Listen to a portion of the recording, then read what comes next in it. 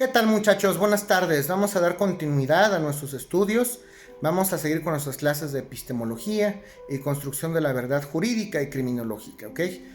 Para ello, antes quiero darles por ahí algún aviso que es importante. Me parece que vale la pena hacerles ahí la nota. Está circulando por ahí porque ya me comentaron varios alumnos y sí quisiera hacer la aclaración muy puntual. Está circulando por ahí una información de que vamos a regresar, consistente en que vamos a regresar el 1 de junio, 15 de junio. Me preguntan muchas personas si eso no es cierto, si sí vamos a regresar, si no vamos a regresar.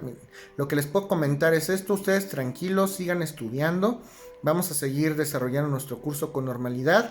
Esto nos han comentado las autoridades, que simple y sencillamente es una propuesta, como muchas otras que se hicieron a la Junta de Gobierno, para saber cómo es que vamos a regularizar todas las situaciones, ¿ok?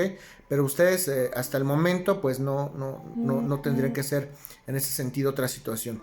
Quiero que estén tranquilos. Cuando las autoridades tengan la información verídica, completa, oficial, se los harán saber de manera oportuna, y si no, pues seguramente nos dirán a nosotros para que les contemos y les transmitamos toda esta información de manera oportuna en un momento dado. Entonces, no sabemos si van a regresar las universidades ya sea en septiembre o en junio, no lo sabemos todavía. Está circulando mucha información, pero no tomen decisiones con base en estas noticias que todavía no son oficiales. Es la nota que quiero comentarles.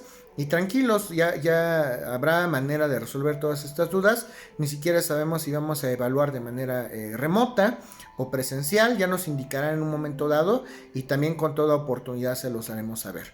Pero bueno, también ya estamos avanzados en el curso, y sí me interesa mucho que si tienen alguna inquietud, por ahí me comentaban ayer hacíamos la referencia en el chat grupal.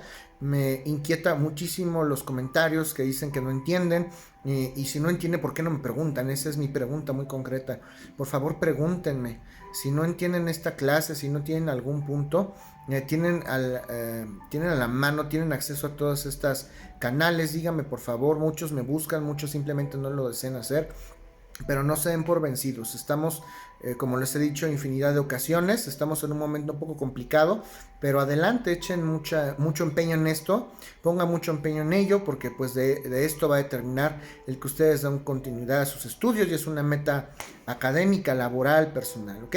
Vamos a seguir hablando entonces de nuestras clases. Recuerden que estábamos hablando de las evidencias desde el punto de vista de la criminalística. Platicamos por ahí de algunas de las características del método inductivo, que lo podemos entender como el método científico, para poder nosotros trabajar estos indicios. Recuerden que es muy diferente indicio que evidencia. Cómo es que trabajamos desde el punto de vista criminalístico a los indicios. Entonces, el método inductivo y la ciencia, que es el tema que estamos platicando, deberemos referir en este momento alguna de estas características. Simple y sencillamente ustedes, el chiste o la importancia de este bloque es que ustedes sean analíticos, que ustedes desarrollen esa capacidad para entender qué tan viable es utilizar el método inductivo al momento de utilizar técnicas criminológicas o criminalísticas propiamente dichos. Si yo estoy investigando un suceso, si yo tengo que reproducir un hecho en un momento dado,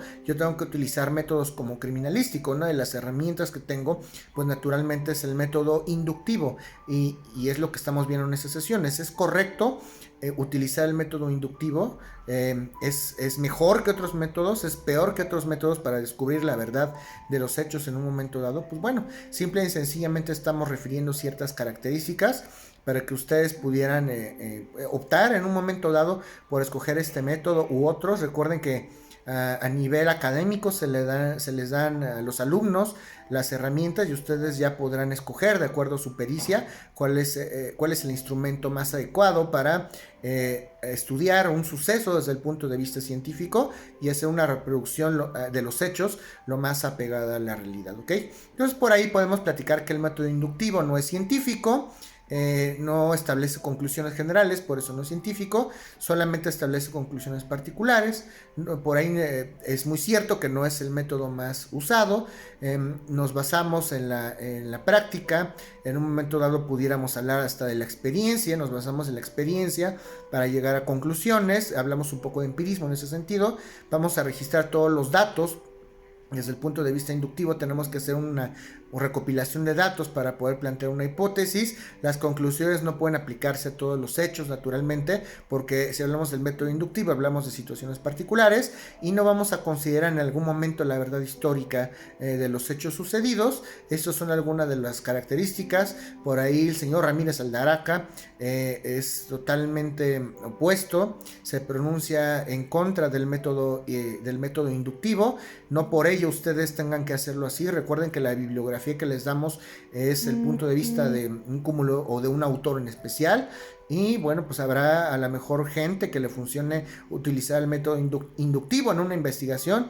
Este señor se pronuncia expresamente en contra, pero no por ello ustedes tengan que hacerlo así. Lo importante es que ustedes conozcan esta herramienta y ya deciden en un momento dado si les es útil o no. Y bueno, vamos a hablar de otro tema. Hay que diferenciar también al momento de construir una verdad. Cuando estamos hablando de una cuestión criminalística, vamos a reproducir verdades. Hay que diferenciar entre hipótesis, entre suposiciones y entre conjeturas, porque muchas veces los podemos asimilar como sinónimos. Entonces, ¿hay alguna razón en pedir por ahí por un estudio, en estudiar por ahí alguna mancha de sangre? Vamos a suponernos o vamos a ubicarnos en una escena del crimen donde veo una mancha roja en una alfombra. ¿Habría alguna razón para que yo pidiera algún examen de esa mancha? ¿Quién me va a decir si es el indicio o no es la prueba adecuada? Eso lo tiene que decir el criminalístico. ¿Hay alguna razón para que yo analice específicamente el cuchillo que está en la cocina del señor? Pues esas preguntas solamente se las van a responder ustedes como criminalísticos de acuerdo a su experiencia. No hay que generalizar, eso es muy importante distinguirlo. No podemos decir, por ejemplo, esa acepción que se escucha todos los días: todos los hombres son iguales, todas las mujeres son iguales. Pues no todos como hombres y como mujeres somos iguales. Simple y sencillamente recuerden que la manera o el ser que interpreta las evidencias en un momento dado es el ser cognisciente, que somos los seres humanos. Entonces hay que tener mucho cuidado en la manera en la que manejamos las hipótesis. Si nosotros hacemos una conjetura desde el punto de vista personal, que es pues es una realidad que pudiera ser, o sea, simple y sencillamente es una alternativa, eso es una conjetura. El decir que todos los hombres o todas las mujeres son iguales, pues es una conjetura que puede ser cierta o no, y que no está dotada de verdad. No lo digo desde el punto de vista científico. Entonces el argumento que plantean las conjeturas de pronto no puede establecer una verdad científica y es totalmente inútil para la criminología. No construye verdades. La hipótesis sí, vamos a estudiar la hipótesis como instrumento de la criminalística, instrumento primordial, porque las hipótesis sí construyen verdades, nos ayudan a establecer situaciones que pueden ser comprobables, verificables en un momento dado, ¿ok? Entonces ciertos supuestos se pueden convertir en hipótesis. Yo como criminalístico, como ser pensante, cognisciente, voy a juntar una serie de supuestos, no de conjeturas, porque la conjetura primero es la idea subjetiva. Todas las ideas son subjetivas naturalmente, pero es la idea personal que un ser cognisciente puede tener. Basándome después de una conjetura, hablamos de supuestos. Una serie de supuestos pueden desencadenar en una hipótesis. Recuerden que la hipótesis desde el punto de vista científico es verificable, y puede ser atribuible la comprobación de una hipótesis, que eso es lo que a nosotros nos importa desde el punto de vista criminalístico. Vamos a utilizar para estudiar esta serie de hipótesis algunas reglas propias como son de la lógica dialéctica. Y bueno, si las suposiciones, ya está claro que sin suposiciones no puede haber hipótesis. Primero es la conjetura, luego es la suposición y luego es la hipótesis. La hipótesis sistematiza siempre el conocimiento de lo científico. La hipótesis siempre va a afirmar, va a negar o va a verificar. Ese es el común denominador de la hipótesis. Tenemos que ser lo más objetivos posibles al momento de plantear o de estructurar una verdad. Si nosotros somos los que vamos a reconstruir un hecho en un momento dado, debemos ser lo más objetivo posible. Entonces, todas esas hipótesis que nosotros desarrollemos para acreditar cómo es que sucedieron las cosas en un crimen, tienen que ser verificables y tienen que estar supeditadas a ser afirmadas o ser negadas. Las suposiciones no pierden el contenido de la realidad objetiva, es muy cierto, y es por ello que una serie de suposiciones trabajadas con conjeturas primordialmente van a desencadenar una serie de hipótesis. Entonces las hipótesis tienen soportes empíricos. Esto quiere decir que si yo voy a formular una hipótesis desde el punto de vista científico, necesariamente tuve contacto con la realidad a través de los sentidos. Si yo percibí como sujeto material alguna experiencia, eso lo puedo atribuir o lo puedo estudiar desde el punto de vista científico, y lo podré formular a través de una hipótesis. La conjetura es solo una posibilidad, por eso es el primer eslabón de la estructura mental para plantear una posibilidad. Primero es la conjetura, luego es el supuesto y luego es la hipótesis, ¿ok? Entonces vamos a trabajar no con posibilidades. Primero se estructura la posibilidad en la mente del investigador, luego se establece una serie de supuestos y luego yo los puedo hacer hipótesis para someterlos a una serie de exámenes y saber si pudiera en un momento dado reproducir esa verdad, afirmarla, negarla o confrontarla, ¿ok? Vamos a trabajar entonces con puras hipótesis, porque trabajar con conjeturas es erróneo, porque no son cuestiones que pudieran llegar a ser comprobables. No podemos construir verdades que no estén basadas en un estudio científico. Recuerden que los criminalísticos somos científicos, es tan delicado lo que estamos manejando, trabajar construcción de los hechos, naturalmente. Si yo no establezco cómo es que los hechos sucedieron desde el punto de vista científico, entonces no va a tener veracidad, ni va a tener objetividad, ni va a ser científica mi conclusión, va a ser subjetiva, y es lo que no puede pasar. Tenemos que establecer una verdad universal, tenemos que establecer un supuesto en el que no quepa lugar a dudas. Y desde el punto de vista científico, nosotros como criminalísticos es como debemos de trabajar. Vamos a pensar en un homicidio, por ejemplo. Las razones no importan desde el punto de vista criminalístico. A mí no me importa por qué lo mató, si fue crimen pasional, si no fue crimen pasional, familiar. A mí me importa cómo sucedieron las cosas. En un momento dado, desde el punto de vista jurisdiccional, y sí nos van a importar desde el punto de vista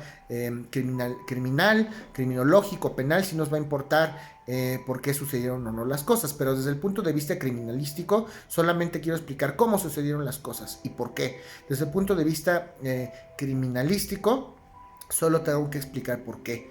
Desde el punto de vista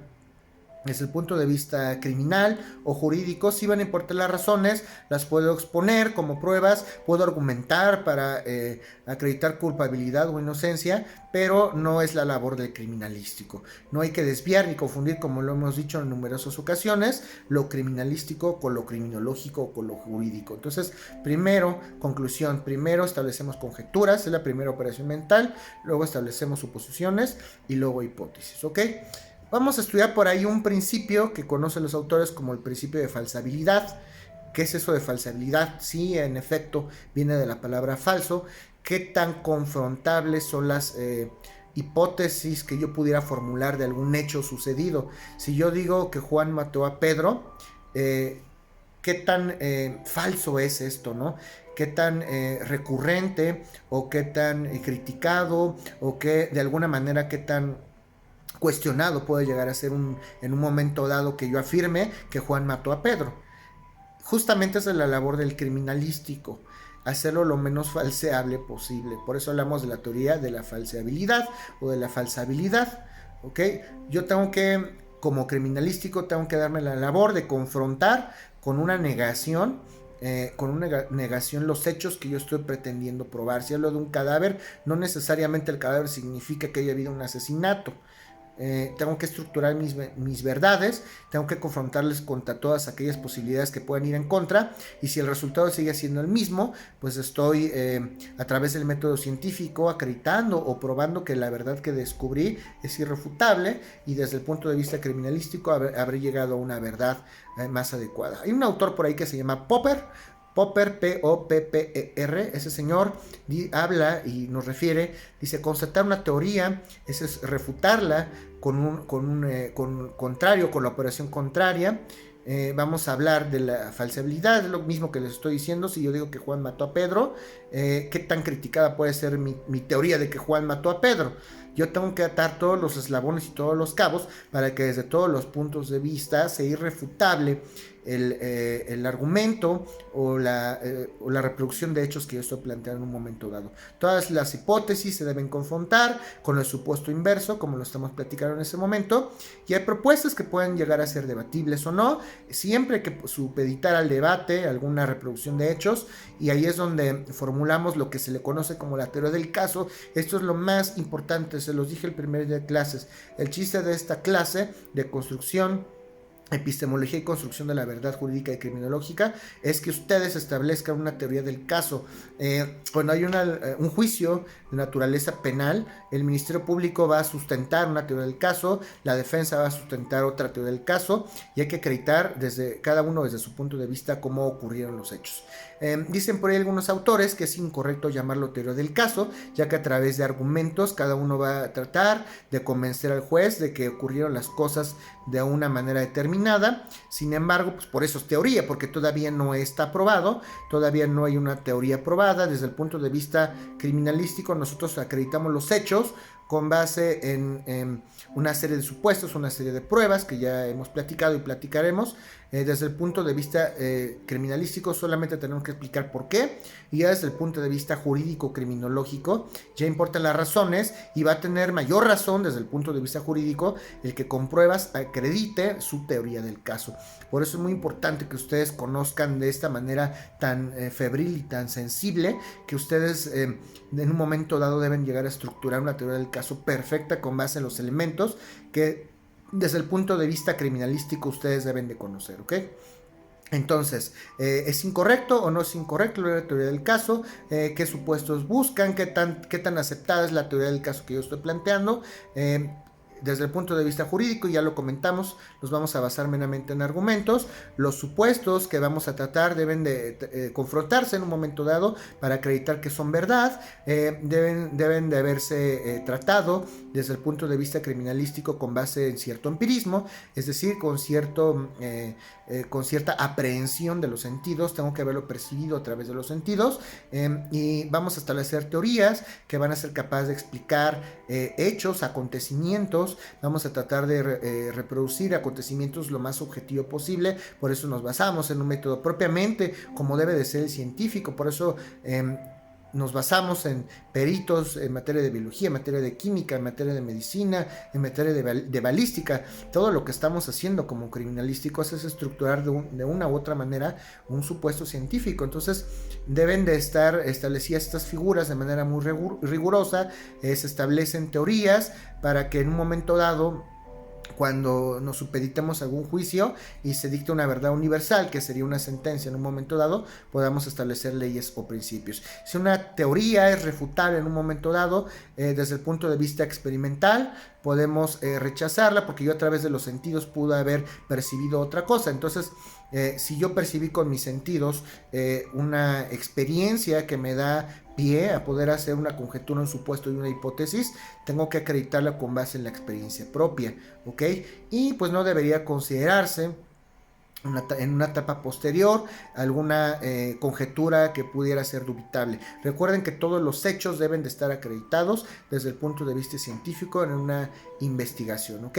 Entonces, todos aquellos pensamientos que produzcan del inconsciente no deben de ser tomados en cuenta para establecer una verdad o principio, porque son conjeturas o meras apreciaciones de una persona, no son objetivas, no son científicas, son inaceptables. Deben usarse pocos axiomas, es decir, pocas cuestiones que en sí mismas refieren una verdad. Tautológicamente podemos referirlo. Todos estos pleonasmos que utilizamos al hablar, los axiomas no se deben de referir, que es una acción que está implícita o descrita en sí misma en una oración, y cada teoría debe de formularse de manera independiente para que pudiera llegar a ser comprobable en un momento dado. ¿Ok? Vamos a dejar hasta ahí nuestra plática por ahí de evidencias, de axiomas, de teoría de falseabilidad. Y les repito, todas sus dudas, por favor, les pido que me las hagan llegar al canal, que me los hagan llegar por favor al correo electrónico, al Classroom, al chat que tenemos, o en un mensaje de voz en un momento dado, ¿ok? Sigo a sus órdenes, les mando un cordial saludo y espero que estén bien todos. Saludos, muchachos.